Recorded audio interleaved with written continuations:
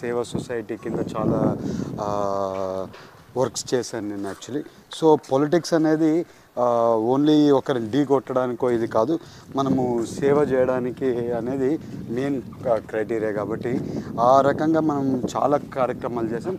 వాళ్ళని ఢీ కొట్టడం అనేది మెయిన్ కంటే మనం జనాలకి ఏం చేస్తున్నాం, వాళ్ళకి జనాలకి చేసే పని వాళ్ళకేమైనా అవసరం ఉందా లేదా, వాళ్ళకి అవసరం ఉండే పనులన్నీ చేసి సక్సెస్ఫుల్గా చేసి వాళ్ళ మనసులు చొరవ ఉంటే చాలు అనేది మెయిన్ ప్రోగ్రామ్. అంటే 15 రోజుల క్రితం వరకు చూస్తే పుట్ట మహేష్ కుమార్ యాదవ్ ఎవరికీ తెలియదు, కానీ ఇప్పుడు చూస్తే ఒక సినారియోని క్రియేట్ చేశారు. అది ఎట్లా సాధ్యం? ఈ 15 రోజుల్లో మీకంటూ ఒక ఐడెంటిటీని తెచ్చుకున్నారు. దీంట్లో ఏమైనా ప్లానింగ్ ఏమైనా ఉందా? మేము యువత కదండి, చాలా ఫాస్ట్ జనాల్ని అందరు గుండెలు టచ్ చేయాలని ప్రోగ్రామ్ పెట్టుకున్నాం.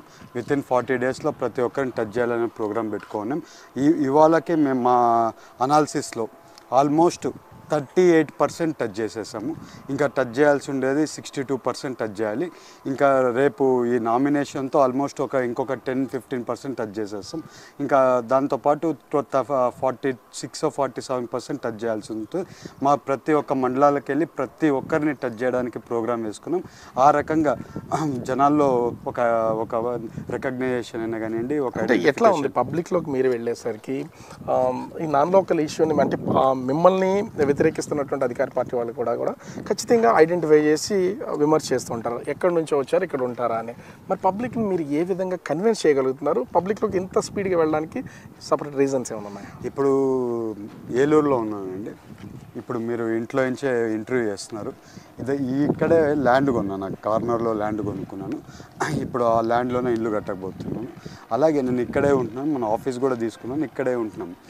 ఇంకోటి ఏంటంటే ఇప్పుడు అపోజిషన్ పర్సన్ ఎవరున్నారో అతనేమన్నా లోకలా, ఎక్కడి నుంచి వచ్చాడు, ఎక్కడి నుంచి అతను కూడా వచ్చి ఇక్కడ కాంటాక్ట్ చేస్తున్నాం. మరి అతన్ని ఈ క్వశ్చన్ అడగడం లేదు. అంటే ఖచ్చితంగా ఒకటి ఫ్యామిలీ బ్యాక్గ్రౌండ్ నుంచి చూసినా కూడా రాజకీయాలు అనే విషయాన్ని పక్కన పెడితే మీకు కూడా గోదావరి జిల్లాలో అల్లుడే కాబట్టి లోకల్ నాన్ లోకల్ అనే విషయాన్ని పక్కన పెడితే, కానీ ఇది ఒక అస్త్రంగా మలుచుకోవాలన్న ఆలోచన అధికార పార్టీకి ఉన్నదనుకుంటారా?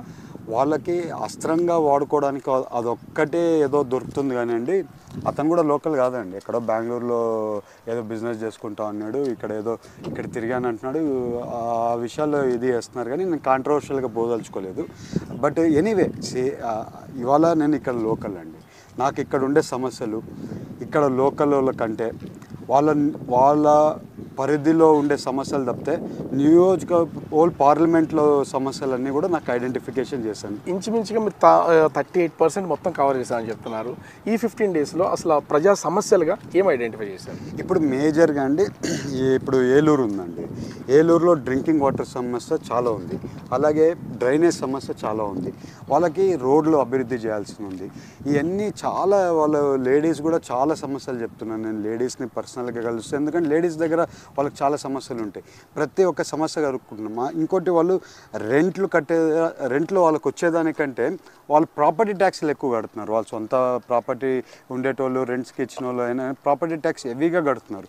సో ఈ గవర్నమెంట్కి ప్రతి ఒక్కటి వాళ్ళకే కట్టడం. ఇప్పుడు చెత్త పన్ను ఉంది, అది కూడా వాళ్ళకి కట్టడమే.